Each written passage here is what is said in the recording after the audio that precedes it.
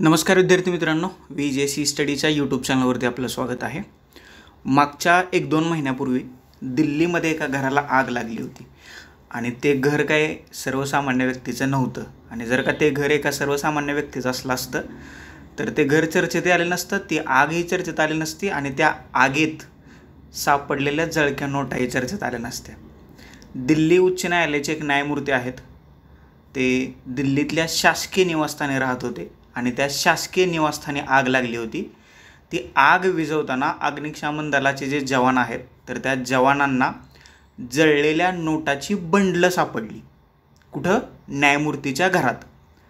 त्या अग्निशामक दलाच्या जवानांनी ही जी बाब आहे तर त्या आपल्या सिनियर लोकांना कळवली की बाबा या न्यायमूर्तीच्या घरात आग लागली होती आणि ती आग विझवताना आम्हाला जळलेल्या नोटांची बंडलं सापडलीत. नोटा नाही, बंडलं सापडलेत. दिल्ली उच्च न्यायालयाने त्यावेळेला काय केलं, प्राथमिक चौकशी करून ते जे प्रकरण होतं तरी ते भारताचे तत्कालीन सरन्यायाधीश 51वे सरन्यायाधीश न्यायमूर्ती संजीव खन्ना यांच्याकडे ते विचारार्थ पाठवलं होतं. त्यावेळेला न्यायमूर्ती खन्ना यांनी चौकशीसाठी एक त्रिसदस्यीय समिती नेमली होती. समितीने केलेल्या चौकशीत ज्या घरात जळक्या अवस्थेत सापडलेल्या नोटा होत्या, या नोटांबाबत ज्या व्यक्तीच्या किंवा ज्या न्यायमूर्तीच्या घरात या नोटा सापडल्या होत्या ते न्यायमूर्ती ह्या नोटांबाबत योग्य स्पष्टीकरण देऊ शकले नाहीत. मग या त्रिसदस्यीय समितीनं न्यायमूर्ती वर्मा यांच्या ट्रस्टवर्दीबद्दल, विश्वासार्हतेबद्दल शंका व्यक्त केली होती. आणि मग याच अहवालानुसार न्यायमूर्ती खन्ना यांनी जे न्यायाधीश होते यांना राजीनामा द्यावा अथवा त्यांनी स्वइच्छा निवृत्ती स्वीकारावी असा त्यांनी सल्ला दिला.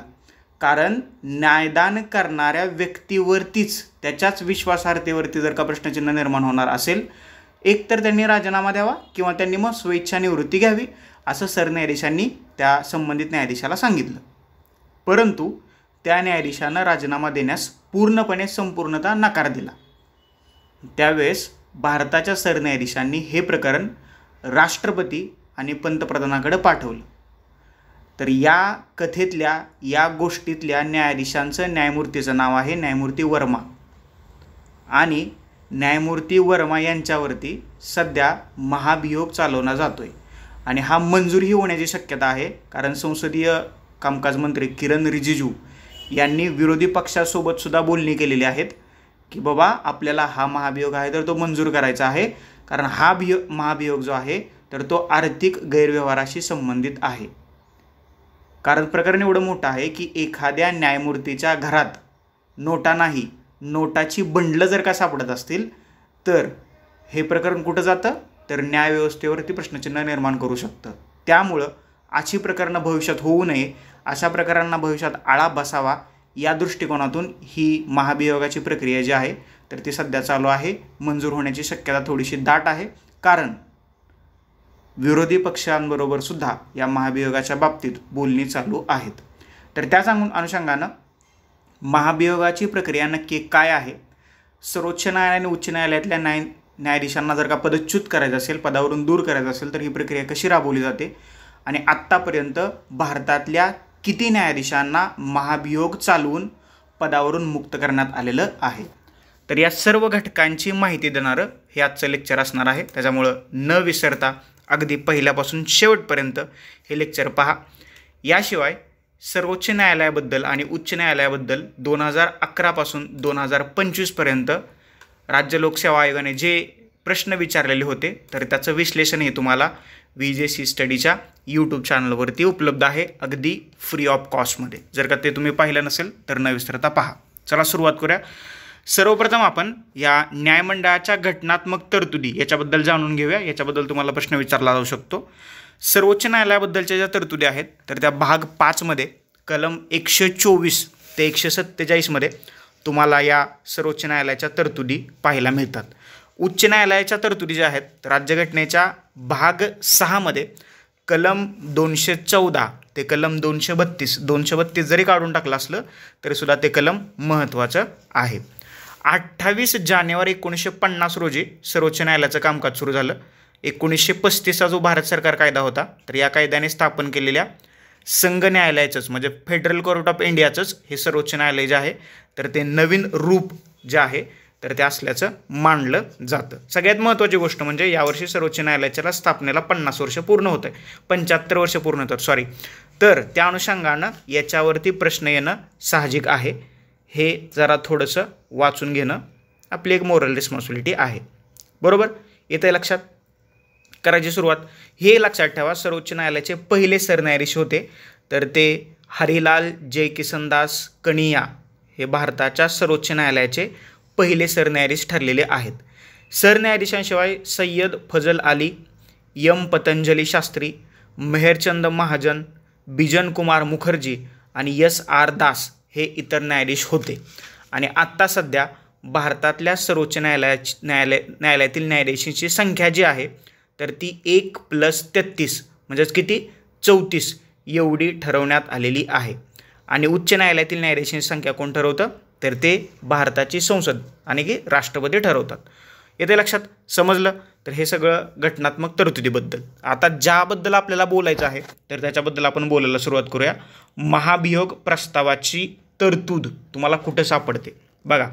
भारताचे राष्ट्रपती सर्वोच्च न्यायालय व उच्च न्यायालयाच्या न्यायमूर्तींना पदावरून हटवण्यासाठी महाभियोग प्रस्ताव संसदेत मांडावा लागतो. कोणाला?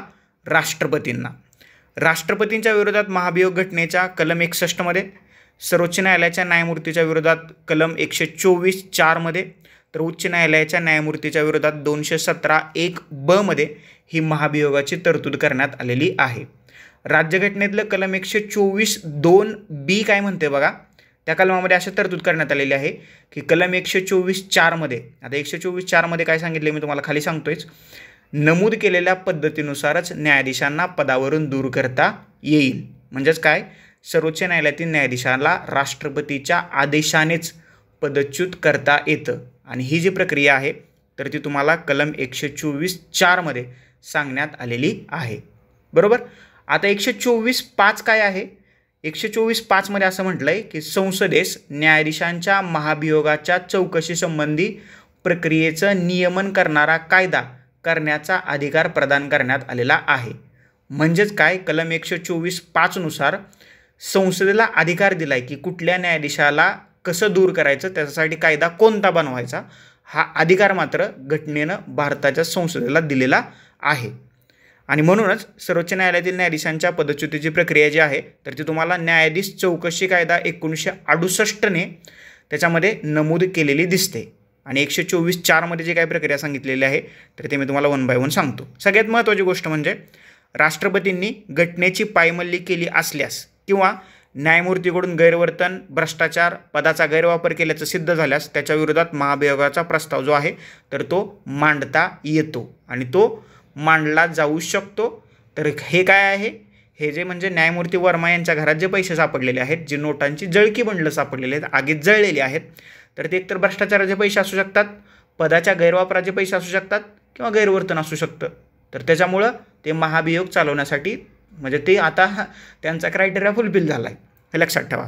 संसदेची दोन्ही सभागृह आहेत तर त्या दोन्ही सभागृहातील सदस्यांनी 2/3 मतांनी ठरावाच्या बाजूने जर का मतदान केलं, 2/3 म्हणजे काय, सभागृहाच्या एकूण संख्येचं बहुमत आणि उपस्थित व मतदान करणाऱ्या सदस्यांचं 2/3 बहुमत, जर का या 2/3 बहुमतानं संसदेच्या दोन्ही सभागृहातल्या सदस्यांना या जर का प्रस्तावाला मान्यता दिली किंवा मंजूर केला तर मात्र त्या न्यायाधीशांना आपलं पद सोडावं लागतं. भारतात अजूनपर्यंत एकाही न्यायाधीशावरती महाभियोगाची प्रक्रिया चालवून त्याला पदावरून दूर केलेलं नाही. मे बी पहिल्यांदा असं होऊ शकतं की एखाद्या न्यायाधीशाला महाभियोगाची प्रक्रिया चालवून पदावरून दूर केलं जाऊ शकतं, परंतु मला तर अशी शक्यता वाटते की ते रिझाईन करतील.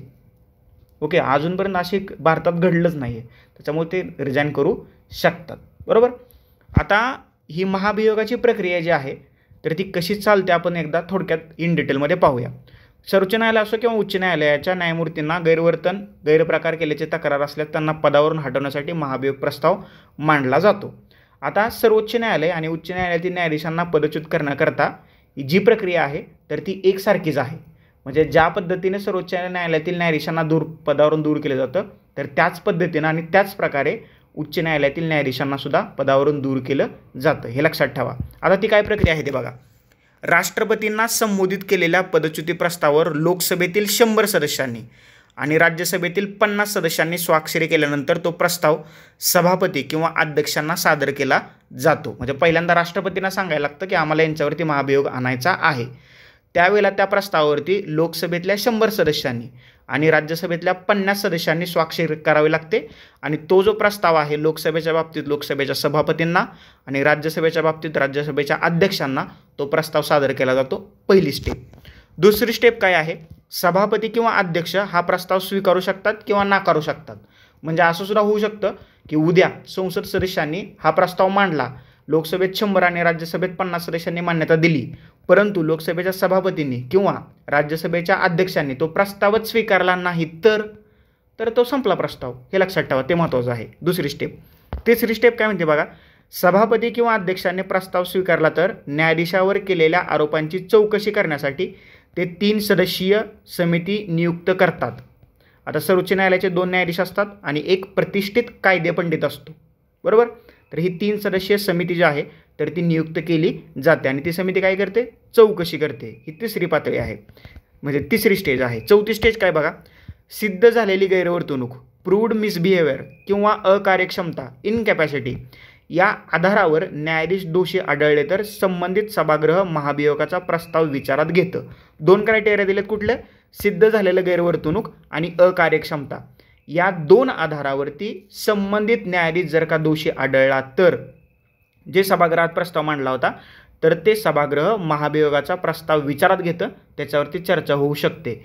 म्हणजे बघा, तुम्हाला संसदेत किंवा कुठंही न्यायाधीशाबद्दल त्याच वेळेस बोलता येतं की ज्या वेळेस त्याच्यावरती महाभियोगाचा प्रस्ताव किंवा महाभियोग आणला जातोय. इतर वेळेला न्यायाधीशांच्या म्हणजे त्यांचं जे बोलणं असतं, चालणं असतं किंवा त्यांची जी वर्तवणूक असते त्याच्यावरती संसदेत चर्चा करता येत नाही. आणि जर अशी चर्चा केली तर सर्वोच्च न्यायालय त्यांना शिक्षा करू शकतं. एवढं स्वातंत्र्य न्यायाधीशांना भारतीय राज्यघटनेने देण्यात आलेलं आहे, हे लक्षात ठेवा. चौथी पातळी झाली. आता 5व्या पातळीवरती काय होते बघा. 5व्या पातळीत म्हणतंय संसदेच्या प्रत्येक सभागृहाने म्हणजे लोकसभेने आणि राज्यसभेने विशेष बहुमताने, विशेष बहुमत हे लक्षात ठेवा. म्हणजे तुम्हाला जर का प्रश्न विचारला की न्यायाधीशांना पदावरून दूर करण्याची प्रक्रिया कुठल्या बहुमतानं पारित करावी लागते, साधं बहुमत, विशेष बहुमत की विशेष बहुमत प्लस निम्म्यापेक्षा जास्त राज्यांची मान्यता, तर ते विशेष बहुमतानं त्यांना तो प्रस्ताव मंजूर करावा लागतो. आता विशेष बहुमत म्हणजे काय? सभागृहाच्या एकूण संख्येचं बहुमत म्हणजे जेवढी संख्या आहे ती आणि उपस्थित व मतदान करणाऱ्या सदस्यांचं 2/3 बहुमत, बरोबर. याला काय म्हणतो आपण? विशेष बहुमत. हा विशेष बहुमतानं सदर प्रस्ताव मंजूर केला तर तो प्रस्ताव राष्ट्रपतींना सादर केला जातो, बरोबर. राष्ट्रपतीच्या विचारा घेऊन तो मांडला जातो आणि तो मंजूर झाल्यानंतर पुन्हा एकदा भारताच्या राष्ट्रपतींना सादर केला जातो. ही 5वी स्टेप. आणि 6वी आणि शेवटची स्टेप. अंतिमतः न्यायाधीशाला पदमुक्त करण्याचा आदेश राष्ट्रपती देतात, परंतु राष्ट्रपतीचा तो स्वविवेकाधिकार आहे का? नाही. संसदेच्या दोन्ही सभागृहांनी तसा प्रस्ताव मंजूर केला आहे आणि तो मग भारताच्या राष्ट्रपतीकडे पाठवला आहे आणि मग राष्ट्रपती त्याला पदमुक्त करण्याचा आदेश देतात आणि मग त्यानंतर न्यायाधीश पदच्युत होतात. सर्वोच्च आणि उच्च न्यायालयातील न्यायाधीशांना पदच्युत करण्याकरता एक समान ही कार्यपद्धती अवलंबली गेल्याचं आपल्याला दिसून येतं. म्हणजे मी सुरुवातीला सांगितल्याप्रमाणे की ज्या प्रक्रियेनं आणि ज्या पद्धतीनं सर्वोच्च न्यायालयातील न्यायाधीशांना पदावरून दूर केलं जातं तर त्याच प्रक्रियेनं आणि त्याच पद्धतीनं भारतातल्या इतर राज्यातल्या उच्च न्यायालयातल्या न्यायाधीशांना सुद्धा पदच्युत केलं जातं. आली लक्षात? ही प्रक्रिया आली लक्षात? एक मग लक्षात ठेवा की न्यायाधीशांना जर का पदच्युत करायचं असेल तर विशेष बहुमत लागतं. विशेष बहुमत म्हणजे काय? सभागृहाच्या एकूण संख्येचं बहुमत आणि उपस्थित व मतदान करणाऱ्या सदस्यांचं 2/3 बहुमत. याच्यावरती प्रश्न तुम्हाला 101% विचारला जाऊ शकतो. 2 आर्टिकल लक्षात ठेवा, कलम 124(4) आणि कलम 117(1)(b) हे लक्षात ठेवा. ती उच्च न्यायालयाबद्दल आहे त्याच्या आणि प्रक्रिया सेमच आहे, त्याच्याबद्दल वेगळं काय सांगायची गरज नाही. सगळ्यात महत्त्वाची गोष्ट आहे की आजपर्यंत न्यायमूर्तींच्या विरोधातले महाभियोग मी सुरुवातीला सांगितल्याप्रमाणे भारतातल्या एकाही न्यायमूर्तींना न्यायाधीशांना महाभियोगाची प्रक्रिया चालवून आजपर्यंत भारताच्या इतिहासात पदच्युत करण्यात आलेलं नाही किंवा पदावरून दूर करण्यात आलेलं नाही. भारतीय राज्यघटनेची अंमलबजावणी सुरू होण्याच्या अगोदर अलाहाबाद उच्च न्यायालयाचे न्यायाधीश होते SP सिन्हा. यांना 1949 साली भारत सरकारच्या अधिनियमानुसार 1935 मध्ये 35च्या अधिनियमानुसार पदावरून बडतर्फ करण्यात आलेलं होतं. परंतु राज्यघटनेची अंमलबजावणी होण्याच्या अगोदर. नंतर मात्र आजपर्यंत एकाही न्यायाधीशांना महाभियोग चालवून पदावरून दूर करण्यात आलेलं नाही. परंतु अशी प्रक्रिया कधी पार पाडण्याचा प्रयत्न केला गेला होता का, तर बऱ्याचशा वेळेला केला गेला होता. पहिले न्यायाधीश आहेत बघा कोण, न्यायमूर्ती व्ही रामास्वामी. 1993 मध्ये सर्वोच्च न्यायालयाचे न्यायमूर्ती होते व्ही रामास्वामी. यांच्या विरोधात महाभियोग प्रस्ताव मांडण्यात आला होता. पंजाब आणि हरियाणा उच्च न्यायालयाचे मुख्य न्यायमूर्ती असताना त्यांनी आर्थिक गैरव्यवहार केल्याचं चौकशीत निष्पन्न झालं होतं. लोकसभेत हा प्रस्ताव मांडण्यात आला असता काँग्रेसचे खासदार तटस्थ राहिले. प्रस्ताव मताला टाकण्यात आला असता उपस्थित 401 सदस्यापैकी प्रस्तावाच्या बाजूनं 196 मतं पडली. परिणामी रामास्वामी यांच्या विरोधातील महाभियोग प्रस्ताव बरगळला होता. त्याच्यामुळे ही प्रक्रिया तिथं खंडित झालेली आपल्याला दिसते. दुसरे न्यायमूर्ती आहेत न्यायमूर्ती सौमित्र सेन. अलीकडचा खटला आहे 2011 सालचा. कोलकाता उच्च न्यायालयाचे न्यायमूर्ती सौमित्र सेन यांच्या विरोधात राज्यसभेत महाभियोगाचा प्रस्ताव 2011 मध्ये मंजूर झाला होता. लोकसभेत हा प्रस्ताव मांडण्यापूर्वीच सेन यांनी आपल्या पदाचा राजीनामा दिला होता. त्याच्यामुळे पुढची जी प्रक्रिया आहे तर ती टळली. त्याच्यामुळे त्यांचंसुद्धा तिथं त्यांनासुद्धा दूर करण्यात आलेलं नाही. तिसरे आहेत न्यायमूर्ती PD दिनकरन. ओके, सिक्कीम उच्च न्यायालयाचे मुख्य न्यायमूर्ती PD दिनकरन यांच्या विरोधात सुरू होणार होता हा महाभियोगाचा प्रस्ताव. न्यायमूर्ती दिनकरन यांच्यावर जमीन बळकावणं, बेहिशोबी मालमत्ता जमा करणं, बाह्य हित विचारात घेऊन न्यायिक आदेश जारी करणं इत्यादी आरोप लावण्यात आले होते. तथापि न्यायमूर्ती दिनकरन यांनी सर्वोच्च न्यायालयाचे तत्कालीन न्यायाधीश आफताब आलम यांच्या अध्यक्षतेखालील चौकशी समितीने स्वीकारलेली प्रक्रिया पूर्णतः अयोग्य असून त्यावरील आपला विश्वास नष्ट झाला आहे असं नमूद करत 29 जुलै 2011 रोजी आपला राजीनामा सादर केला. That's it. त्याच्यामुळं यांच्या विरोधातली प्रक्रियासुद्धा पूर्ण होऊ शकली नाही. आलं लक्षात. त्याच्यानंतर पुढचे जे न्यायमूर्ती आहेत न्यायमूर्ती S.K. घंगाळे. मध्य प्रदेश उच्च न्यायालयाचे न्यायमूर्ती S.K. घंगाळे यांच्या विरोधात एका महिला न्यायमूर्तीने लैंगिक शोषणाची तक्रार केली होती. पण राज्यसभेने केलेल्या त्रिसदस्यीय समितीला आरोपांमध्ये तथ्य आढळलं नव्हतं. त्याच्यामुळे त्यांच्या विरोधातला सुद्धा महाभियोगाचा प्रस्ताव जो आहे तर तो पुढे जाऊ शकला नाही. अन्य काही न्यायमूर्तींच्या विरोधात सुद्धा असे प्रस्ताव दाखल करण्यात आले होते. ते चर्चेला आले नाही आहेत. त्यामुळे आत्तापर्यंत एकाही भारतातल्या न्यायमूर्तींच्या विरोधात महाभियोग मंजूर होऊन त्यांना पदावरून हटवण्यात आलेलं नाही. हे लक्षात ठेवा. म्हणजे अगोदर जे राज्यघटनेच्या अंमलबजावणी होण्याच्या अगोदर अलाहाबाद उच्च न्यायालयाचे न्यायाधीश जे होते SP सिन्हा तर त्यांना पदमुक्त करण्यात आलं होतं 1949 मध्ये. पण 1950 पासून जे राज्यघटनेची अंमलबजावणी सुरू झाली त्यानंतर मात्र भारतातल्या कुठल्याही न्यायाधीशांना महाभियोगाची प्रक्रिया चालवून पदावरून दूर करण्यात आलेलं नाही. हे लक्षात ठेवा. आता तुम्हाला एक प्रश्न पडला असेल, जर का लोकसभा विसर्जित झाली असेल तर आणि न्यायमूर्तींना दूर करण्याचा महाभियोगाचा प्रस्ताव विचाराधीन असेल तर त्या प्रस्तावाचं काय होतं हे लक्षात ठेवा. बरोबर. तर लोकसभा विसर्जित झाल्यानंतर न्यायाधीशाला पदच्युत करण्याबाबतचा प्रस्ताव व्याप्तगत होतो काय असा प्रश्न सर्वोच्च न्यायालयात उभा राहिलेला होता. त्यावेळेला एक खटला होता सर्वोच्च न्यायालयात सब कमिटी ऑफ ज्युडिशियल अकाउंटेबिलिटी विरुद्ध भारतीय संघ 1992. तर या प्रकरणामध्ये एक निकाल देण्यात आला आणि न्यायालयाच्या मते राज्यघटनेतील कलम 124 अंतर्गत न्यायाधीशांच्या पदच्युतीकरता सादर करण्यात आलेला प्रस्ताव लोकसभा विसर्जित झाली तरी व्याप्तगत होत नाही.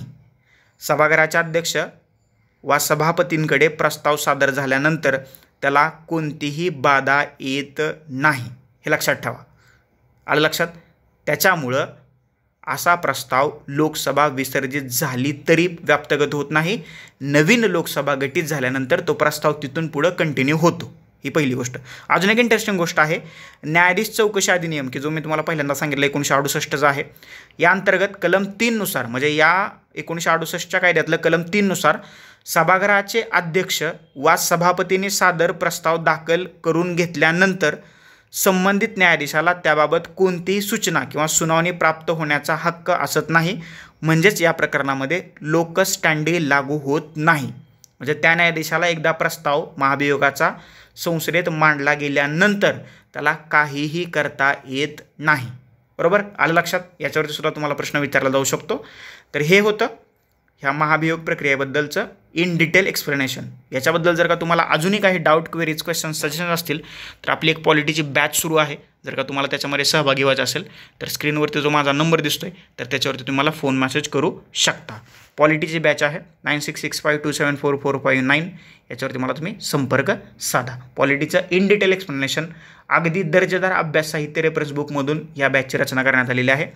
जर का तुम्हाला फ्रीमध्ये लेक्चर पाहिजे असेल तर आपला VJS ई-स्टडी नावाचा यूट्यूब चॅनल आहे. लगेच जाऊन यूट्यूबला सर्च करा तर तुम्हाला सगळी माहिती मिळून जाईल. त्याच्यावर फ्री लेक्चर सिरीज आहेत तर ते न विसरता पहा. लेक्चर आवडत असेल तर लाईक करा, जास्तीत जास्त लोकांपर्यंत शेअर करा. तुमचे काही डाऊट, क्वेरीज, क्वेश्चन, सजेशन असतील तर बी फ्रँकली खाली कमेंट बॉक्समध्ये कमेंट करा किंवा या नंबरवरती तुम्ही कॉल मेसेजसुद्धा करू शकता. लेक्चर आवडलं असेल तर लाईक करा आणि जास्तीत जास्त लोकांपर्यंत लेक्चर पोहोचलं पाहिजे. तुर्तास आता आपण इथं थांबूया. Thank you so much. धन्यवाद मित्रांनो. नेक्स्ट लेक्चरमध्ये आपण भेटूयाच.